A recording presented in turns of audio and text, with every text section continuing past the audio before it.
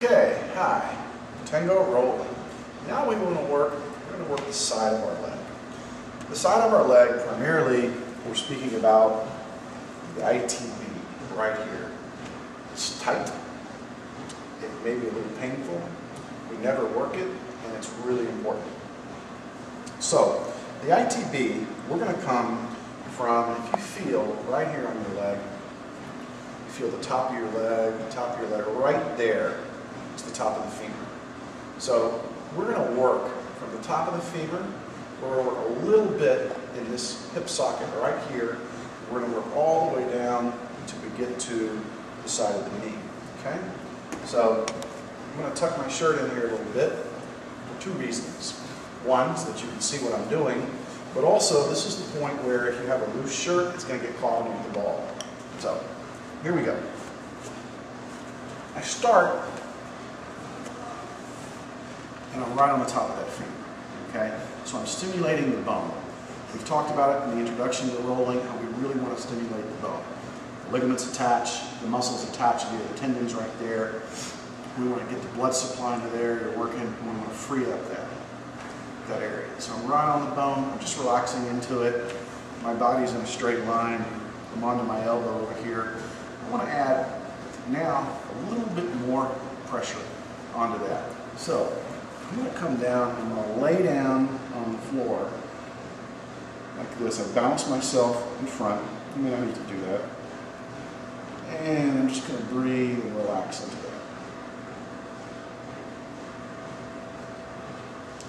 that. And I'm going to come back up. It's a little easier for me to talk. And now I'm going to roll forward, just in front, just and back. Forward. Push down and back. You can take your other leg, bring it in front. This will give you a little bit more balance, a little bit more leverage on the front. You can also put your leg right here. This will give you a little bit more weight. You may find it a little bit more difficult to balance. When you're on the back, you may find that having your other leg in the back gives you a little bit more stability. So, now we're just rolling back and forth, turning our body slightly towards the ceiling on the way back, and slightly towards the floor. Now we're going to come up just below that femur. Let's sit here, we're going to relax. Again, I'm going to come down to it. You're waiting for that release. If you feel that release, if you feel that muscle go, breathe and focus. We say focus your air. Focus your breathing mentally in that area. Send your breath to that area to help relax. Once you feel that release in the muscles, you're good. You can stay there for a little longer if you want, or you can move over. Now, you can tell I'm quickly rolling off the mat. So, I'm going to move the ball down as opposed to rolling my body forward. Now I'm really solidly into the ITB.